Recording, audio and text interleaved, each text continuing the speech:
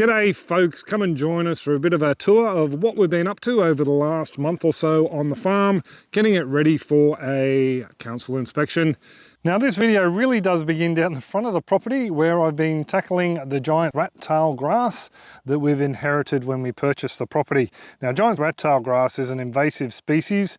It's a declared weed and it's our obligation to control it. It basically takes over pasture and reduces the productivity, the number of head you can run on it, because it isn't as palatable once it matures as the other native grasses and fodder grasses in most paddocks. We know there's giant rat-tail grass, and council have issued us with a letter notifying us of our obligations, which is to have 15-metre clearance from the fence line. Yes. On any major road. On any major road, and 3 metres of any internal road. Like driveways. Yeah, to make sure that we're not spreading it elsewhere. Because we don't have a tractor and a slasher yet. And we don't want to kill the ride-on mower for the third time. Oh, no. Shush, Robert. Yes. We've been using the whippersnipper. Yes, the line trimmer. We're going to show you our pain. Mostly my pain. Mostly his pain. Mostly my pain. It is mostly his pain. But you have enjoyed many podcasts. I have caught up on so many podcasts while we have been doing this. Anyway, we'll flip the camera around and give you a bit of a gander. Yep. So just to give you a bit of a look at the rat-tail grass infestation that we don't have, because the previous owner said we don't have rat-tail grass at all on this property. All those flower heads you can see there, all the way off to the distance, are giant rat-tail grass. They are normally controlled using flupropanate, which is a very toxic herbicide to the environment. There's a withholding period for any cattle that graze on property once it's been treated indefinitely. And the other one is glyphosate, which is something we really don't want to introduce into the waterways if we can help it. The main reason being is this little dip here goes all the way down there, down to a local creek, and any rain that falls on the leaves once it's been sprayed or treated, basically will wash that glyphosate into the water system. We know it's already found in rain and waterways around the world, we just don't want to contribute further. And over the top of that hill there too, the runoff goes straight into our dams, and we have freshwater mussels and birds and fish. And crayfish, yeah. Yeah, don't want to kill them. I know there's people who are pro glyphosate, there's people that are anti. We just choose not to do it, like many people who would like to grow organically if possible. I say organically, not certified, but as clean and chemical free as possible. And yes, I know water is a chemical, no silly comments. Also want to point out too, looking at that, it looks really dense and thick, like there's nothing else there. It's not. It's not, no. It's quite sparse when you get into it. And there's a lot of other grass species in there. It looks very sparse here, but there's trees behind it. As you come around, it even looks sparse there. And as you come around here, it starts to look really, really dense. That's because all you can see is rat-tail grass behind it. So I've taken the 15 metres a little bit over the top, and yeah, this little section here is probably closer to about 25 metres from the fence line, mainly because this was my first day. I pretty much did all you can see over there, around there to that tree, and then back to the fence where that stump is there. That was my first day. It was about 5 hours straight line trimming, because while it looks sparse on the ground here, as we mentioned, it's not thick everywhere. Just over here, you can see it gets rather thick and rather dense. Not only the rat-tail grass, but there's other plants down there, other grasses there as well, that makes line trimming very, very slow. So I think one of these little sections that was about 5 by 10 metres took me over an hour and a half to do, because it's just that dense on the ground. So yeah, that's what you get when working with a line trimmer. If you've never cut rat-tail grass, you won't know how strong it is as well, and just wraps around the head of the whippersnipper and continuously, and so you have to stop and undo it all the time. So we'll take you for a bit of a walk along the path that we've done, and as you can see, there's some sections that are a lot wider than 15 metres, but that was more me just getting a little bit carried away and sidetracked. I did end up using stakes that were hammered into the ground to give me points of reference about 17 metres apart, going a couple of metres extra, just because I figured it's better to be safe than sorry when dealing with a regulatory body. Spaces like this that were very bare of grass were a welcome sight as I was whippersnipping. Except for all the black wattle. Regrowth. Yeah.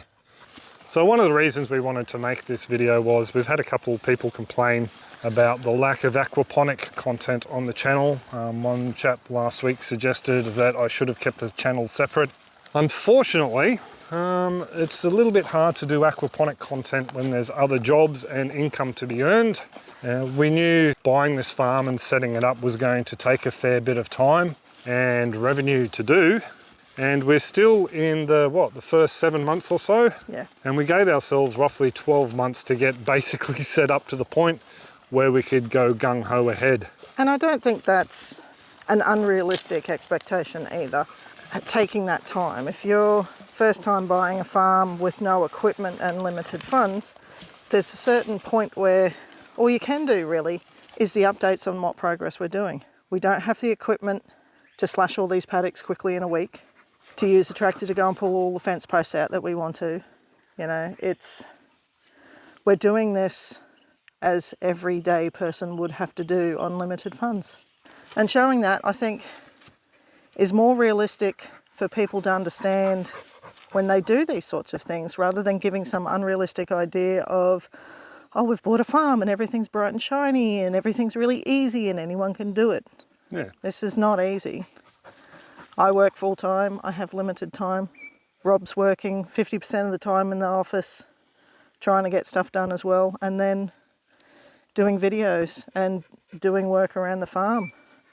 Answering comments and questions when people have aquaponics comments and questions on videos. I'm still getting into that. It's not like I'm abandoning everything. No. No. And Rob feels really bad and takes it on that he shouldn't, and Get stress headaches. get stressed. And if we had the equipment, it would be quicker. We would have more stuff. And There'd be an aquaponics system up right now. And honestly, I think Rob keeps putting it off and saying no to people when they offer for help, and I just think that I'm not going to let him do that anymore, and I'm going to set up a crowdfunding. Yeah, anyway, let's keep walking. Look at the grass species in this bit. Yep, there is a very wide range of grass species in this paddock. Oh, and that's all seeded too. It has, which is one of the reasons why we were quite happy with letting the rat-tail grass go, because it meant the other grass species would seed as well. Because seriously, when we bought this place, it looked like that dead spot back there. Everything was like that. There was minimal amount. There was just like tufts of little bits of grass remaining hanging on. It had been overgrazed for the past 2-3 years, admittedly by the old owners. It was seriously bad. We didn't think we would see this amount of grass, keeping in mind a lot of it's a pain in the butt. Yeah. But a lot of it, as Bianca just pointed out, like in this little area here, there's one tuft of rat-tail grass that I can see. The rest of it is different species. Oh, hang on, and there's that one there, and that tuft over there. And these little regrowthy shoots, I've seen and spoken to a number of farmers that say that their animals will eat this. We've seen wallabies eat it. It is a lot more tender than the bits that we've whipper-snipped off. Just when it gets longer and larger, it tends to grind and wear at cattle's and goats and whatever's eating its teeth a lot more. And that's why you'll see a lot of it grow to seed, because the other animals just don't want to feed on it, basically. No, they only like the young stuff. Most of the tufts we were going through is something like that, and it's not something you can just run the whippersnipper over and cut. You've got to slowly go through it to shear it off. So that's why it takes so long to get through it. This is another one of those patches that was very easy to do. It's a little bit sparse. Even the rat-tail grass didn't do too well here. They're all smaller clumps. So yeah, a lot of places still have just a lot of bare soil that we really need to look after.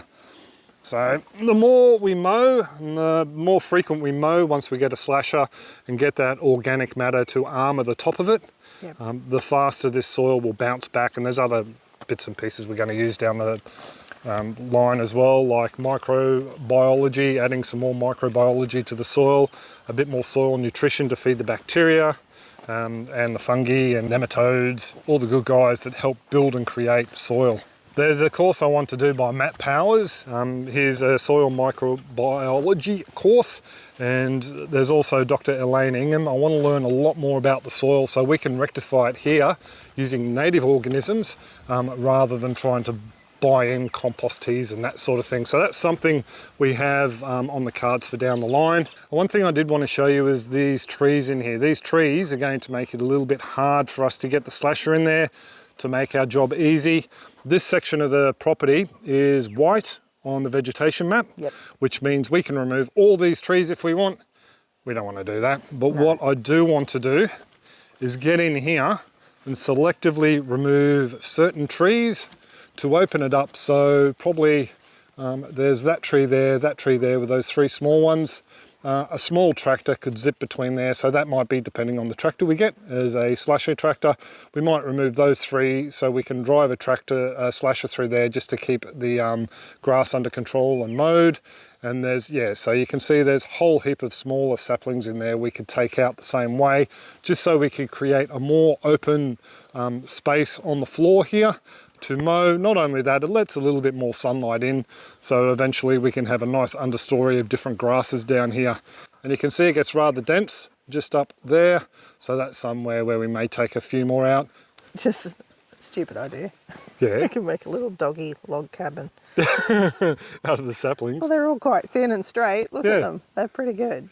Yeah, and we could make fences and other bits and pieces. I mean, it's not timber that will go to waste. We would use it in some way around the place. Yeah.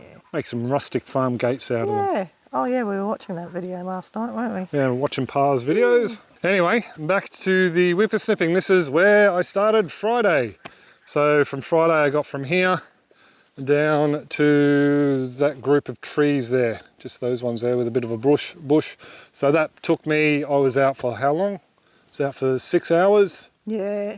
6 hours, and I'm one of those people that once I start work I don't have a break really, other than to I had a drink and a sit down for 4 or 5 minutes when I needed to change cord and fuel up and that sort of thing. But yeah, so it's pretty much a full day. And just down here you'll be able to see the stake. So I got a couple of the fence posts for the goat yard, just put some yellow paint on the top, and I put them out roughly 17 paces from the fence line. And my strides are a little bit, around about 1 metre, slightly longer. And then, just went a little bit further out, got carried away. And just eyeballed them down to the next one, which I actually didn't use the next one because we're off the main road here. The main road goes over there, our driveway starts there and then goes down there. But I figured, just in case they get picky, I'd do a 15-metre gap down this way. And just down there starts the actual driveway proper. Back to the rat-tail grass, as far as we know, our property starts there. That's what we were told by the real estate agent and the old owners at the front gate.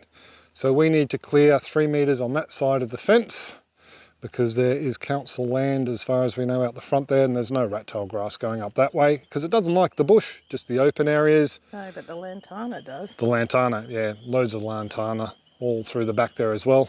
But what we need to do is clear 3 metres on the other side of the fence there, and we're pretty much all done. So yesterday afternoon we did around the cattle yard inside.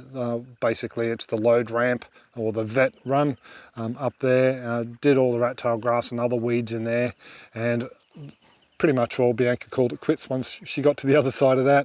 And then I came down and did all the way down here. It was raining. It was raining, I know. And I was sore, and you said, go inside. I'll only be a minute, yeah. 4 hours later, I'd done down to here. So we've cleaned up around the bore. We just haven't gone and inspected it. There's been other jobs on to do that cost money, so we're not even looking at that yet. But anyway, I've cleared well over 3 metres on the other side there. So I just have this little bit to do down here, but because Sunday is rest day, I am not going to do that today. I will do that tomorrow. I've got to edit this video and publish it for you good folks as well. We've got to do some work on the water tank yet. Yeah, we need to do some work on the water tank, which, we might go up and show you that. But just to give you a bit of a look at this paddock again, you can't see any rat-tail grass. Actually, I can, I lie. There is some rat-tail grass there. That is a clump. You can tell because it's growing a little bit faster than the rest, and there's some over here, but it's also nice and short and tender and something that animals will eat. As you can see, there is animal activity in this yard here. There's actually, and here. And there. Here. There is, a sign of animal activity everywhere through this yard. As I was talking in the paddock that you just ran away from. I did, I ran away. You do get a lot of people offering for help, and Rob has problems accepting help from people. I'm a man after all. So I think I'm just going to have to override you and create a GoFundMe page. If we're going to get the tanks and the tractor done in time so that we can start doing other stuff, we're going to need outside help. Yes, we thought we had it all covered when we bought the property. And we sort of did. We did, until dogs got bitten by snakes and Bits found and pieces. faulty electrical in the house. And Yes. Unexpected joys. See, my problem is I feel like I'm a whinger when I talk about those things, but they really are expensive things to do, and we just didn't. Maybe we should have budgeted in for all that. I don't know. Typically when you buy a house, you don't think it needs to be rewired in certain parts of it anyway. And we did budget in excess, but the problem is we're at max loan capacity. And then there's the dams as well. We've had people say, where's the video on the dam fix? Why haven't you fixed the dam yet? We haven't fixed the dams. No, we haven't fixed the dams. I haven't finished that video because I feel bad because we haven't fixed the dams. And the total cost of that was around $40,000. Yeah. So sorry, I don't have a spare $40,000. No. If I did, I'd get the dams fixed. Yes. That's where we're up to with the property. I was going to sort of talk about this on the live stream the other week, but I just feel weird about it. I really do. We said we were going to get up here and do aquaponics and all that sort of thing straight away. We didn't realise we didn't have water security once we got here. Then the rains came, all great, hunky-dory. Where we want to set up the aquaponics, we need the ground flat and level. We need shelter, we need power taken out there. All that costs money. It's a lot cheaper if you have a tractor, or I could have flattened it out myself and all that sort of thing. I don't have a tractor yet. It's just one of those things. Aquaponics will be coming to the channel. We're not sad. We're not broken-hearted. We're positive. We're going to get through this. This will be done. And honestly, it's just a part of life. It's probably a good thing that you haven't done the aquaponics, because the tank ruptured. We don't have that spare water. We wouldn't have had the spare water. See, all these things happen for a reason. I'm starting to learn. Yeah, and we need a pump. We need a pump. We need a pump from the dam up to the house for the. And that's going to be a big. That's another. That's a lot of power. That's another cost involved, which we had budgeted in again for a firefighting pump for that, but yeah, it just hasn't happened as of yet. Yeah. Anyway, I feel like we're just prattling on. Yeah, we'll get there. We'll get there. So, Bianca does a GoFundMe. I will put a link up somewhere. Yeah. Down the line. It won't be today. No. No. But if you do want to support the channel, we do sell things through our shop: nutcrackers, aquaponics bits and pieces, hydroponic bits and pieces. We have some testing equipment now. I also sell pyrethrum sprays. Pyrethrum sprays. Yeah. A few bottles I noticed the other day. A few bottles of that. Eco neem, eco oil, bits and pieces like that as well. I do consultations for aquaponics. If you want to support the channel and you would like a consultation with aquaponics, that's one way to do it. We have the YouTube membership program and also our own supporter site where we get more of the money, so it doesn't go to YouTube rather than the YouTube membership. So if you want to support the channel in that respect and get something out of it rather than just tossing us money, there are those ways you can support the channel, but only if you have to or want to. We're not begging. I'll shut up, Bianca. Shut up. I do hope you're all well and happy, and we will catch you next video. Cheers, folks. Bye. Bye.